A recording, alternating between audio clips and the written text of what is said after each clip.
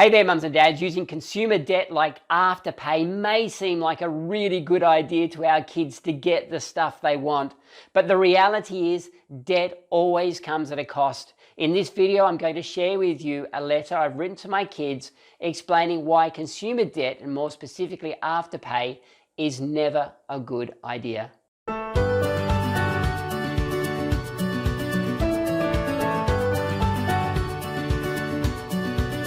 Hey there, mums and dads. Well, welcome to day 9 of my 366-day journey to teach my kids absolutely everything they need to know about money. Today, we're going to look at consumer debt and why we should be teaching our kids to avoid it. Because if there's one thing that is going to undermine our teens' financial future, it will be consumer debt. So here's a letter I've written to my kids explaining why we don't want to go down that track.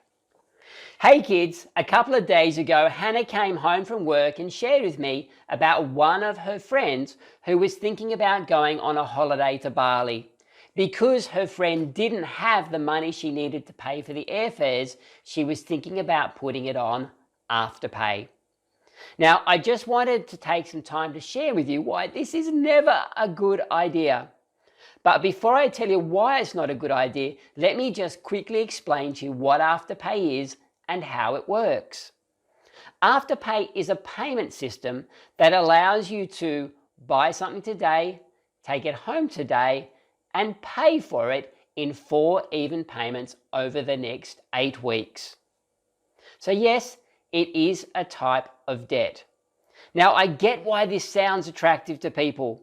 It allows you to get something you really want, and you get to take it home right now. And by breaking the payments into 4 even payments over 8 weeks, it just seems so much more affordable. But let's say Hannah's friend does use Afterpay to buy her $800 airfares to Bali. This means she will have to pay back $200 every 2 weeks over the next 8 weeks. This is $200 that she will have taken from her future pays that she won't have available to meet her day-to-day expenses. She won't have it available to put into savings, and she won't have it available to help her if some unexpected expenses or emergencies come up. If she hasn't been able to save the $800 to go towards the airfares on her full income, life is going to be so much harder for her when she has to live without that $200 every couple of weeks.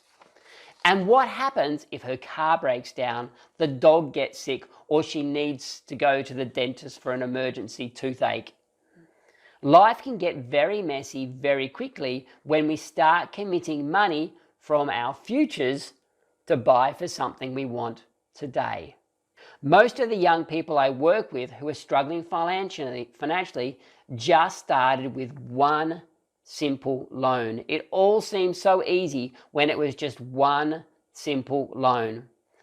But the loan repayment made it even harder to meet all their expenses.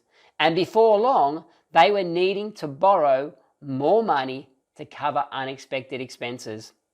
This is how money can so easily work against you kids. This is not the situation we ever want you guys to be in.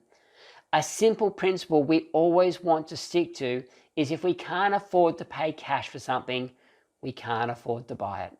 Love, Dad. So mums and dads, this is going to be a recurring theme throughout this 366 days of teaching my kids about money.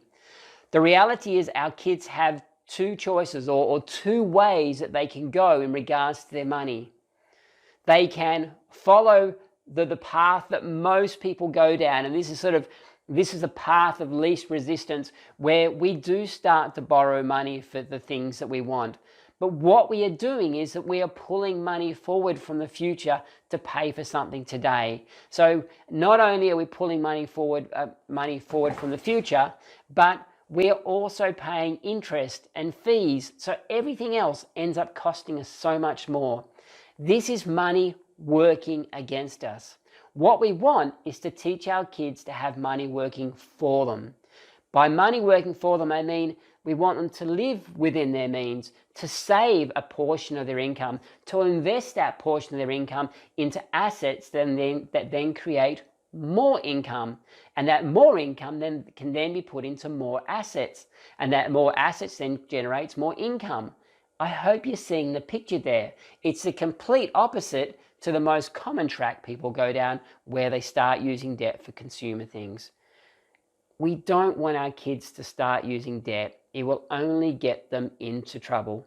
So can I encourage you, start talking to your kids about money and help them choose the path where they've got money working for them. Something that I'm going to discuss a lot more over the next few weeks. And to continue following my journey as I teach my kids everything they need to know about money over the next 12 months, please click on the subscribe button, my left, your right, click on that button, and together we can teach our kids everything they need to know about money so they can live their lives, pursue their dreams free of money worries.